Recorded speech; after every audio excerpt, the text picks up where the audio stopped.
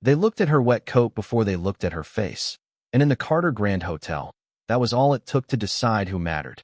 Naomi Carter stepped in from the rain with a small black suitcase rolling behind her, the polished marble beneath her shoes shining like ice under the chandelier light. Outside, thunder moved somewhere over downtown Atlanta, low and distant. But inside the lobby, everything felt quieter than it should have, as if the room itself had learned how to hold its breath around expensive people. Water slipped from the hem of Naomi's coat and darkened the cream-colored rug by the entrance. A man in a tailored navy suit glanced up from his phone, frowned for half a second, then looked away. At the front desk, a blonde woman with a silver nameplate pinned neatly above her heart lifted her eyes, took in Naomi's braids, her plain travel clothes, the tired set of her shoulders, and let a thin smile settle across her lips like a locked door. "Ma'am," she said, in the kind of voice that sounded polished until you heard the edge under it. Guests usually enter through the main check-in side when they actually have a reservation. Naomi slowed, but did not stop. The suitcase wheels clicked softly over the marble as she approached the counter, her hands steady on the handle, her face unreadable except for the rain still clinging to her lashes. The hotel around her glowed with money. Brass railings, fresh lilies, a grand staircase curving upward like it had never known what it meant to be refused. Somewhere near the bar, a piano version of an old soul song drifted through the air, gentle and warm, almost kind enough to make a person forget how cold a room could be when people decided you did not belong in it. Naomi placed one hand on the front desk and looked directly at the woman's nameplate. Olivia Whitmore. The manager's posture sharpened instantly, not because of respect, but because of certainty. It was the certainty that came from years of believing she could size up a person in 3 seconds or less and never be wrong. "I'm checking in," Naomi said, her voice calm, low, and even. "I have a room reserved." Olivia's eyes flicked to the suitcase, then back to Naomi's face, and the smile on her lips grew. A shade cooler. "I'm sure there are several hotels within walking distance that might be more in your price range." The words landed lightly, almost gracefully, which somehow made them harsher. 2 bellmen, standing near the revolving door, went still. A woman in pearls beside the concierge desk pretended not to hear, though her body leaned ever so slightly toward the scene. Naomi felt the weight of every polished surface in the lobby, every reflection catching her from a different angle, every quiet stare trying to place her somewhere smaller than where she stood. But she did not shrink. She did not raise her voice. She did not reach for anger just because the room had already prepared a place for it. Instead, she drew a slow breath, rain and perfume and lemon floor polish mixing in the air, and rested her fingertips on the counter as if she had every right in the world to be exactly where she was. Because she did. And somewhere above them, tucked into the dark glass eye of a tiny ceiling camera, the hotel was watching too. Naomi let the silence sit there for a moment, not because she was unsure of herself, but because she had learned a long time ago that silence made certain people reveal more than words ever could. Olivia Whitmore mistook that quiet for hesitation. She folded her hands on the counter and gave Naomi the same practiced smile people used when they wanted to appear professional while drawing a line in front of someone they had already judged. Naomi could feel the chill of the marble through her fingertips. It reminded her of the first hotel lobby she had ever seen as a little girl, standing beside her mother in Birmingham while the front desk clerk spoke only to the white family behind them, as if the two of them were invisible. Her mother had not complained that day. She had simply squeezed Naomi's hand and whispered, "Do not let small people tell you your size." Naomi had carried those words for more than 20 years, through scholarship interviews, through boardrooms full of men who never remembered her name until they needed her signature, through every polished space where wealth was welcomed only when it arrived in the right color, the right accent, the right packaging. She reached into her coat pocket and took out her phone, then slid a reservation email across the desk on the screen. The confirmation number glowed under the chandelier light. Penthouse level. Corporate suite. 2 nights. Olivia barely looked at it. Her eyes moved across the screen, then back to Naomi, and in that single glance Naomi saw the real decision. This was never about a missing booking. This was about a story Olivia had already written in her head. "This reservation is probably under someone else's account," Olivia said. "Sometimes people get confused when they use business portals." Naomi almost smiled at that, but it was not amusement. It was the old, familiar ache of being explained to inside a building she knew better than anyone standing in it. She knew the lobby dimensions down to the inch because she had approved the renovation drawings herself. She knew why the lights were set warmer after 6 in the evening, why the lilies were changed every other day, why the piano mix near the bar shifted from jazz to softer soul after 9 o'clock. She knew the brass trim by the elevators had been delayed 3 weeks because a supplier in North Carolina had missed a shipment. She knew the hotel not as a guest knew it, but the way a builder knew a house by the bones beneath the paint. And still, none of that showed on Olivia's face. To her, Naomi was only a wet coat, a late hour, and a problem to remove before it inconvenienced wealthier eyes. Naomi lifted her gaze and looked past the front desk, toward the framed black and white photographs lining the far wall. Atlanta in another era. Streetcars, brick storefronts, men in hats, women in gloves. The city had changed its skyline 100 times, but some things still survived in the spaces between people, quiet as dust and just as stubborn.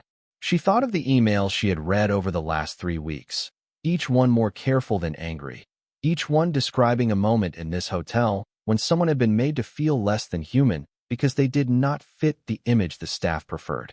A black couple left waiting while others were served first. A Hispanic contractor questioned 3 times before being allowed to meet a client upstairs. A mother in scrubs told the lobby lounge was private while a group of better-dressed guests walked straight through. Complaints like that almost never came with shouting. They came with embarrassment, with phrases like "maybe I misunderstood" and "I do not want to make trouble."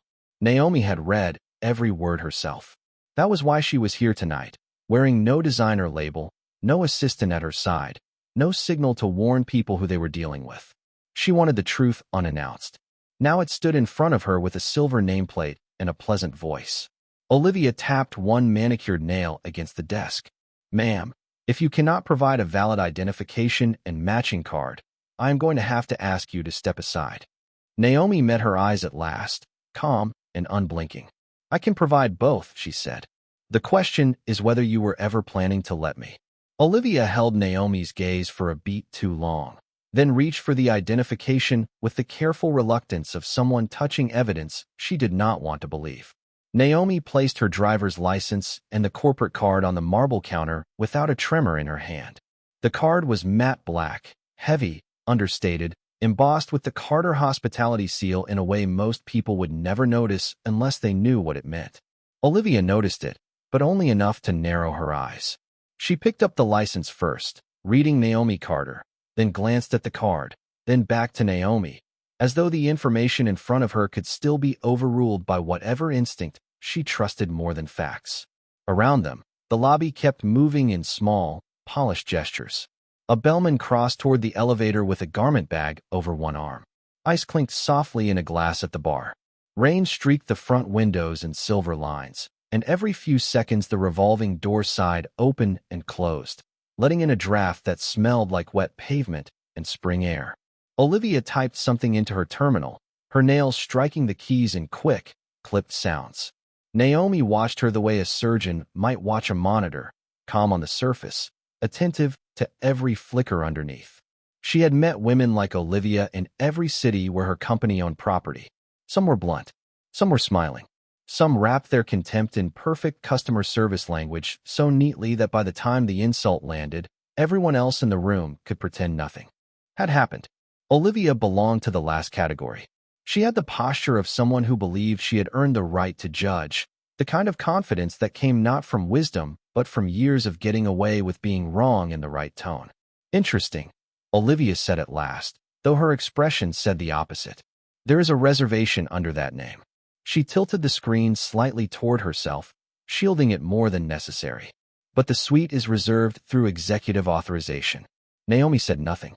Olivia looked down again, perhaps expecting the computer to correct itself on the second read. It did not.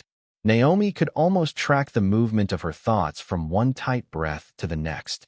Confusion, resistance, a frantic search for some technicality that would allow the story she preferred to survive. "That reservation should have been flagged for private arrival coordination," Olivia said. Normally, Guests attached to a corporate arrangement do not check in alone. Naomi let that settle between them. It was an elegant rewrite, Naomi thought.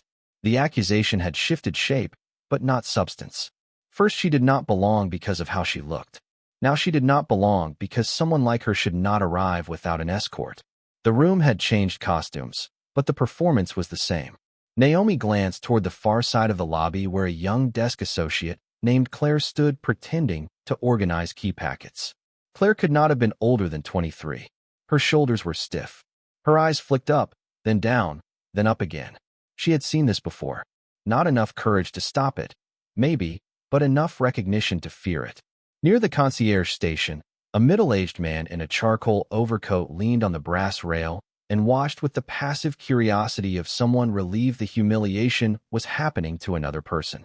Naomi had learned to read a room quickly. Who enjoyed the spectacle? Who excused it? Who hated it but stayed quiet? Hotels revealed people faster than homes did.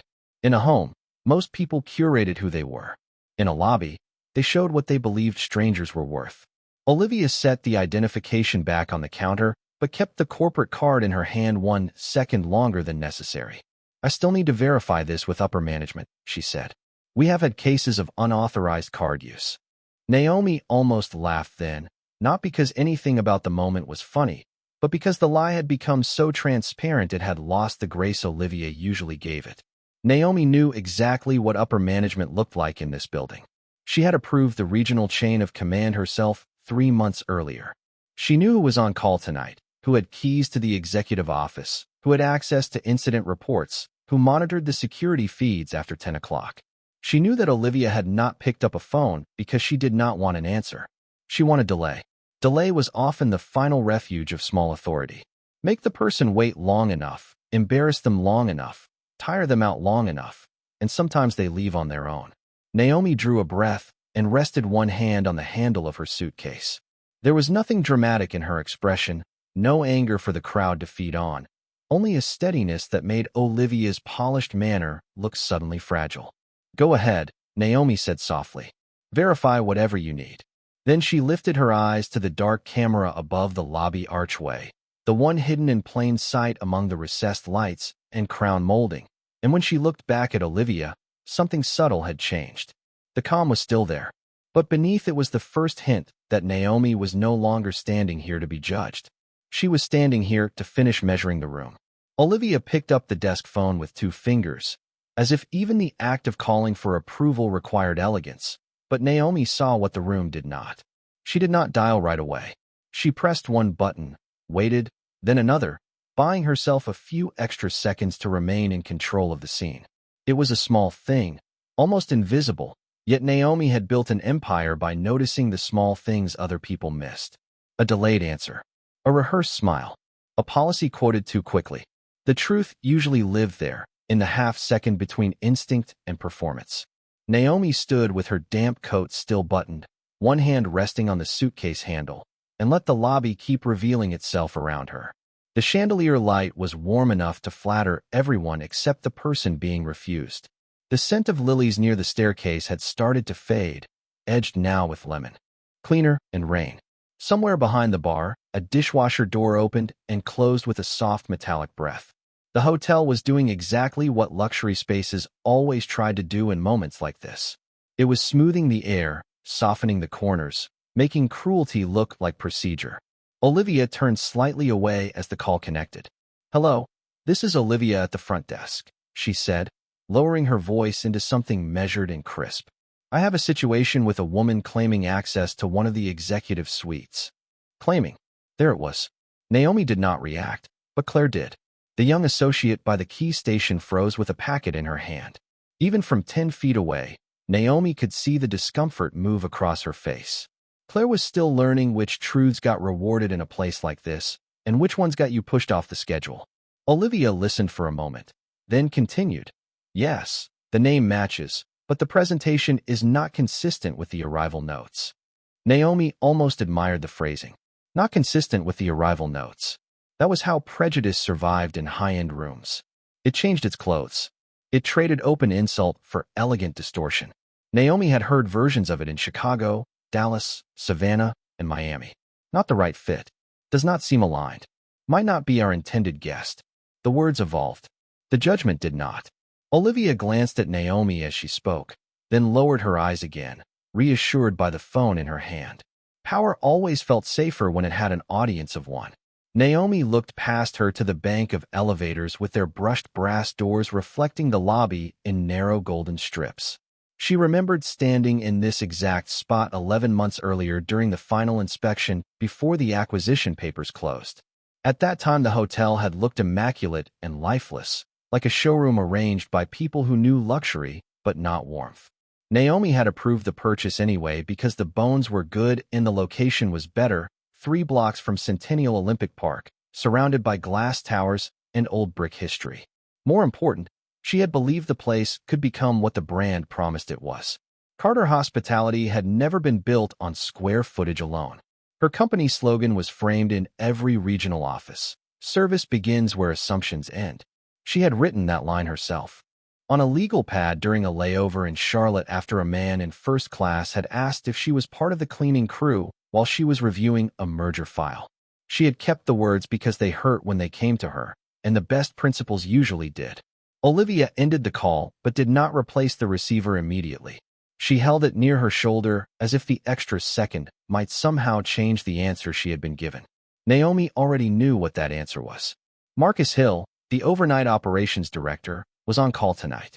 He had worked with Naomi for 6 years and would have recognized her name before Olivia finished the first sentence. If he had any sense at all, and Marcus usually had plenty, he was already on his way downstairs. Olivia set the phone back into its cradle with more force than necessary. "I have been advised," she said, drawing herself taller, "that until management can personally review this matter, I cannot issue a key." Naomi tilted her head slightly. "Personally review," she repeated. Olivia nodded. "That is correct." Naomi let the phrase hang there, neat and polished and hollow. Then she reached into her coat pocket and pulled out a pair of dark leather gloves she had not yet removed. Slowly, without breaking eye contact, she slid one glove off, then the other. On her right hand, under the warm lobby lights, a slim gold ring caught a narrow line of shine. It was not flashy. It did not need to be.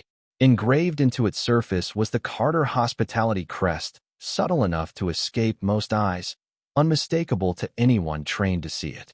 Claire saw it first. Naomi watched the recognition flicker across the younger woman's face like a match struck in a dark room. Olivia saw Claire see it, and for the first time since Naomi had entered the lobby, something unsteady moved behind the manager's composure. Not fear yet, not understanding, just the first hairline crack in certainty. Naomi laid the gloves on the counter beside her identification and spoke in the same quiet, even tone that had carried her through rooms built to test whether she belonged in them. "Then let us wait for management together," she said. "I would like them to see exactly how this began." For a few seconds, nobody moved. The lobby seemed to pause around the sentence Naomi had just placed on the counter, as if even the air understood that something had shifted and had not yet decided in whose favor. Olivia glanced at the ring again, then quickly away, but uncertainty did not soften her. It hardened her instead. Naomi had seen that too. Some people, when confronted with the possibility that they are wrong, become more careful. Others become crueler because doubt feels too much like weakness. Olivia chose the second path. She straightened a stack of registration sleeves that did not need straightening and gave Naomi a smile so thin it barely counted as one. "You are welcome to wait," she said, "but you cannot remain at the desk if you are disrupting service." Naomi looked at the empty stretch of marble between them, then at the single guest checking his watch near the elevators, then back at Olivia. "Disrupting service," she repeated softly, as though testing how a lie sounded once it had been spoken aloud. Olivia lifted one shoulder. "Other guests are beginning to feel uncomfortable." That was not true, at least not in the way she meant it. The discomfort in the room was real, but it had not come from Naomi's calm.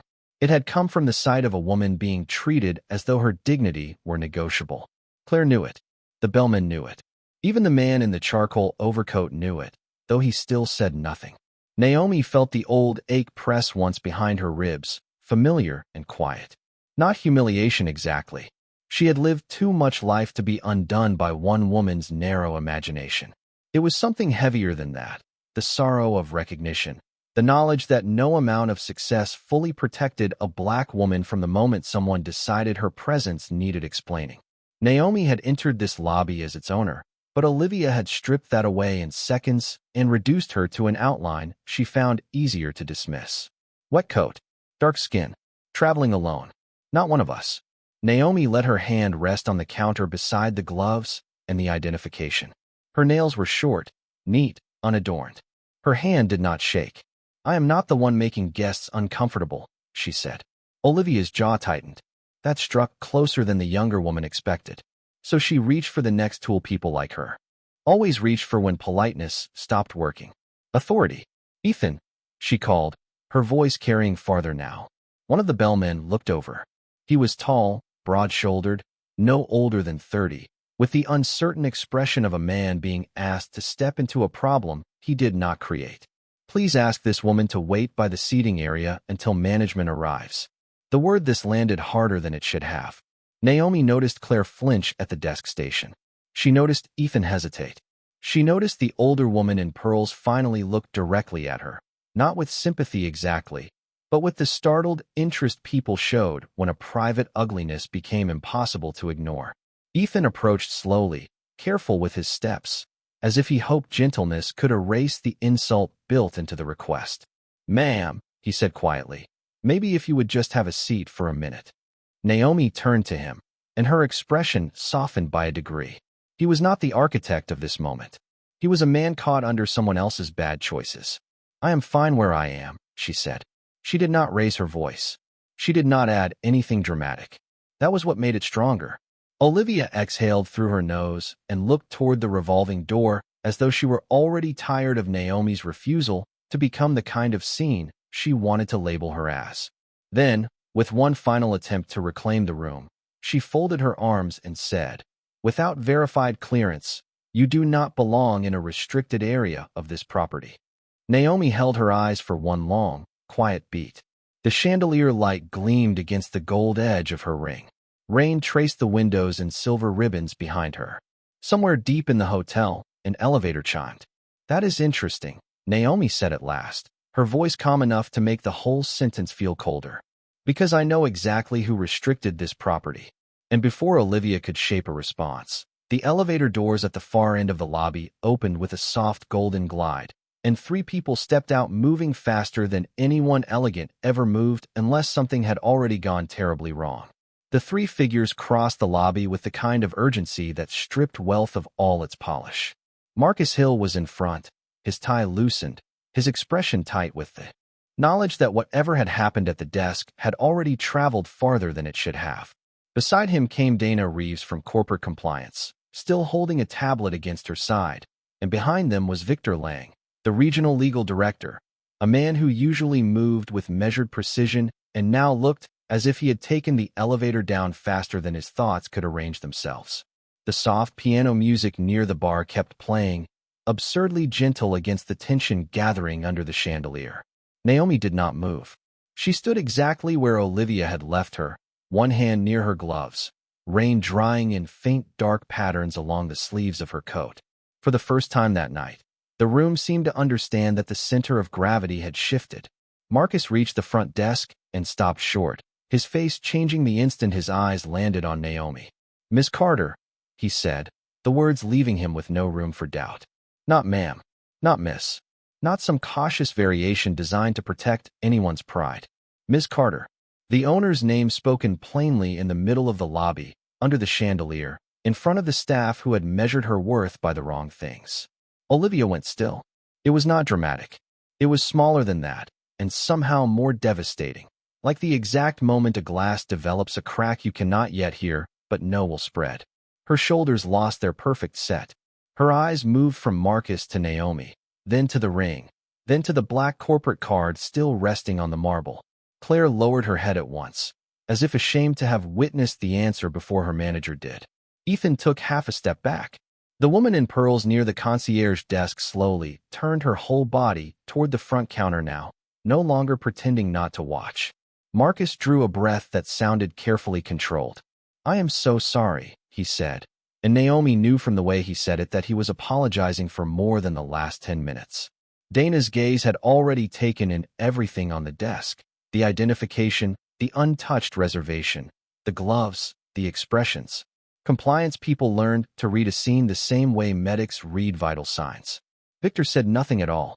He only looked at Olivia once, and in that look was the silent, immediate arithmetic of risk, policy, liability, and shame. Naomi did not rescue anyone from the moment. She did not soften it.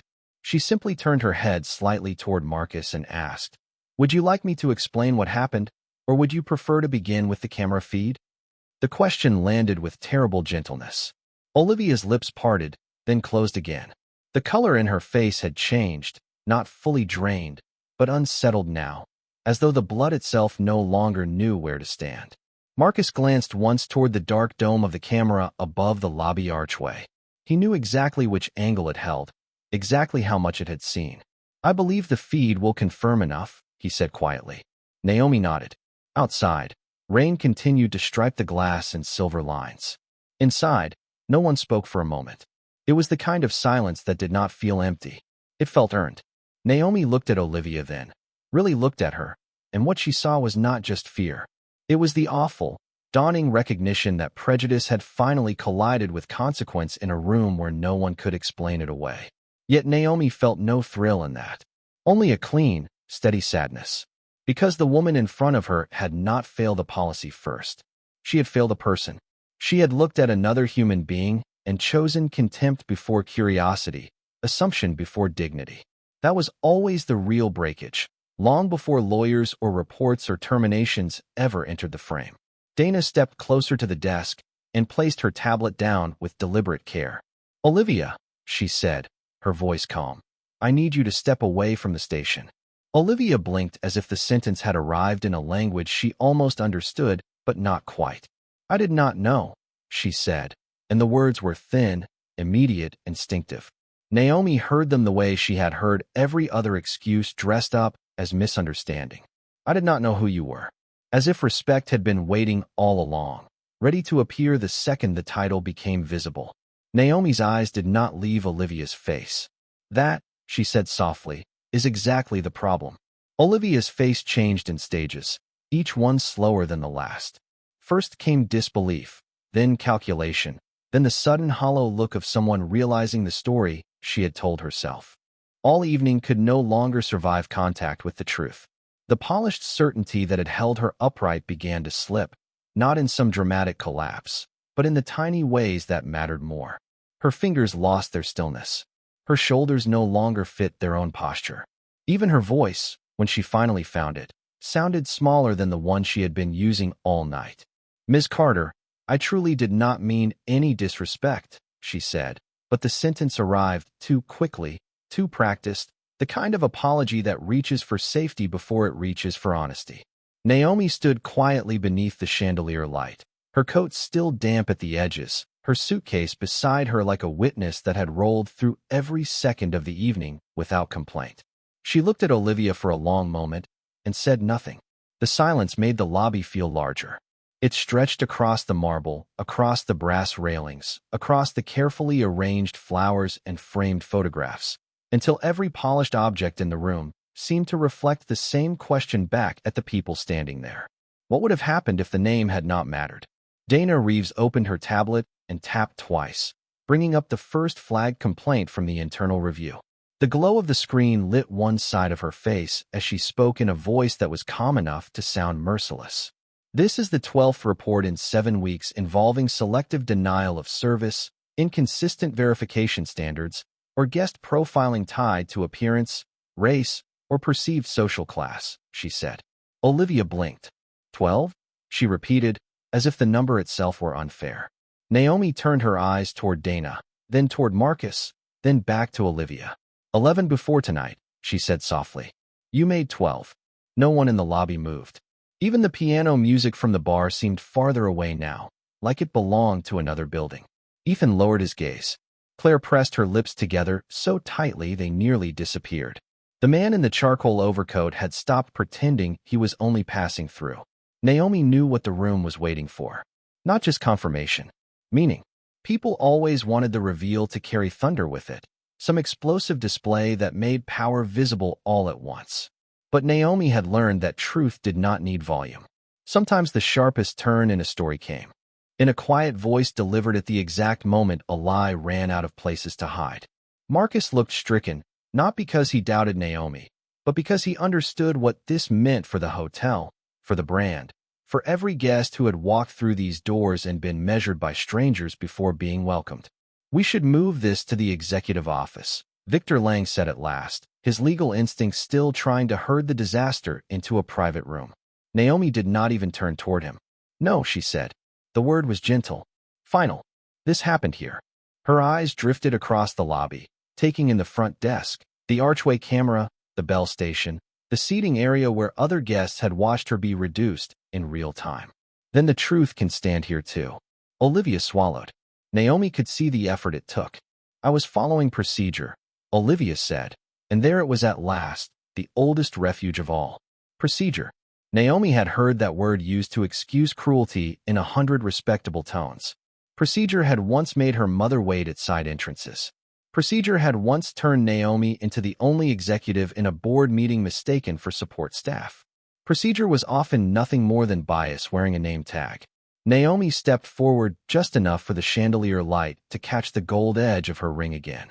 "No," she said, still calm, still steady, still almost unbearably composed. "You were following an assumption, and you trusted it more than facts, more than policy, and more than basic human decency." The words did not rise. They settled. That was what made them impossible to dodge. Dana looked down at the feed summary on her tablet and spoke without emotion. "The footage confirms that identification matching the reservation was provided, that the reservation was valid, that service was delayed without operational basis, and that guest language escalated after no threat or disruption occurred." Guest language. Naomi noticed the term and almost smiled at the irony. They could classify her correctly now. Victor closed his eyes for half a second, already seeing the memos, the legal exposure, the emergency calls that would follow before midnight. Marcus looked at Olivia, then at Claire, then at Ethan, and in his expression Naomi saw the terrible recognition that this was no isolated failure. It had spread because too many people had mistaken silence for professionalism. Naomi rested one hand on the handle of her suitcase. "I did not come here tonight to catch one person making one ugly choice," she said.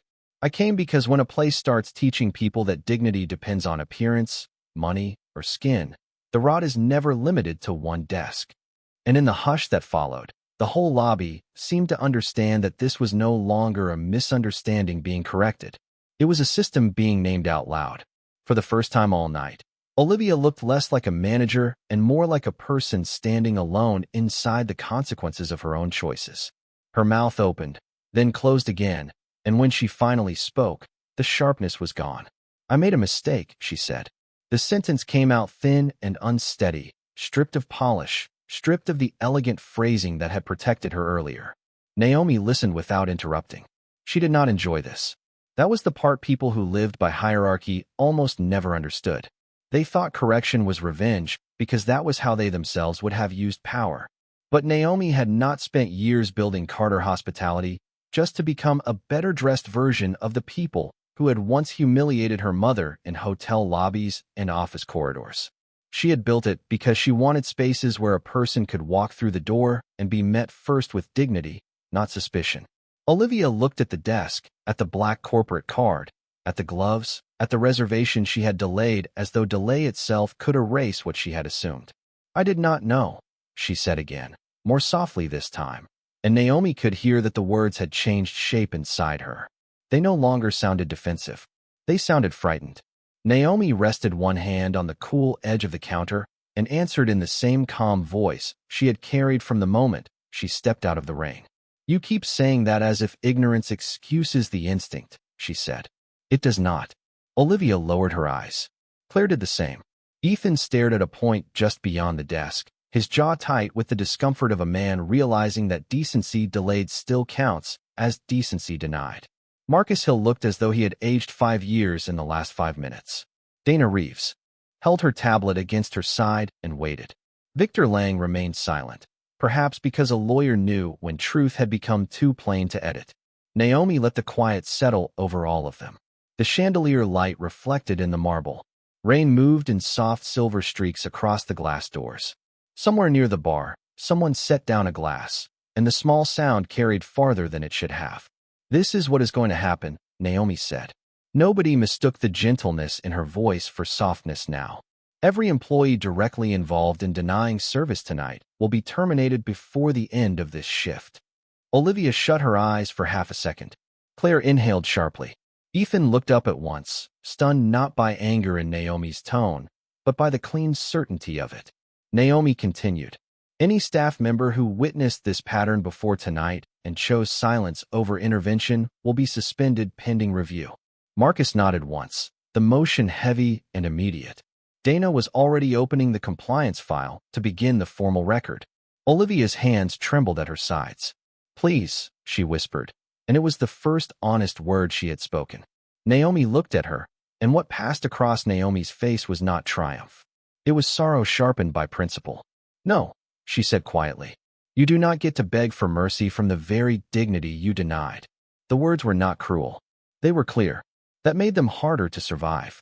Olivia's shoulders sank then, not dramatically, just enough to show that whatever image of herself she had leaned on was no longer holding. Naomi drew a slow breath. She could feel the weight of every eye in the lobby, but her voice remained level. "This company does not exist to protect elegant prejudice," she said. "It exists to serve human beings. All of them, especially the ones people like you think you can measure in a glance." Claire's eyes filled, though she said nothing. Ethan looked down again, shame moving across his face like a shadow. Naomi noticed both and filed the difference away. Guilt was not the same as malice, but neither one erased harm. "By tomorrow morning," Naomi continued, "this property will begin mandatory retraining under a revised anti-discrimination standard, and the camera review from the past 60 days will be audited in full. Every flagged interaction will be reopened. Every complaint dismissed too quickly will be examined again. And every guest who was made to feel small in this building will matter now, whether they carried a platinum card or a work badge or a wet coat at 10:30 on a rainy night." No one spoke. The room had become so still that even the piano from the bar sounded like it belonged underwater. Naomi reached for her corporate card and identification, slid them back into her coat pocket, then lifted her gloves from the counter with unhurried hands. She did not rush the moment because truth should never have to hurry. Olivia stood there pale and silent, watching the last pieces of control leave with every motion Naomi made. Then Naomi looked to Marcus. "Have someone bring Ms. Whitmore's termination documents to the executive office," she said, "and prepare notices for the rest of the night staff under review." Marcus answered at once. "Yes, Miss Carter." Naomi gave a small nod, then turned back to Olivia one final time. "I hope tonight changes more than your job," she said.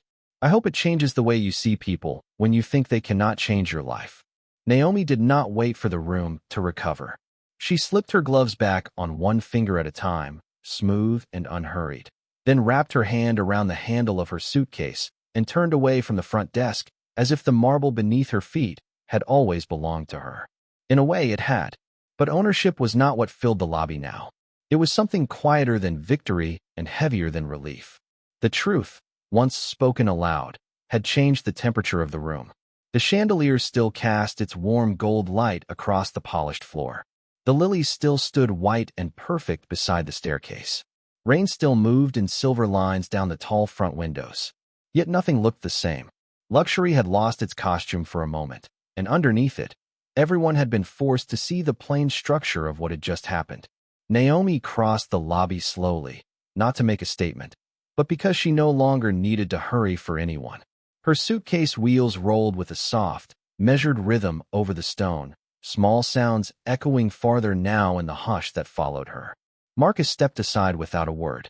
Dana lowered her tablet.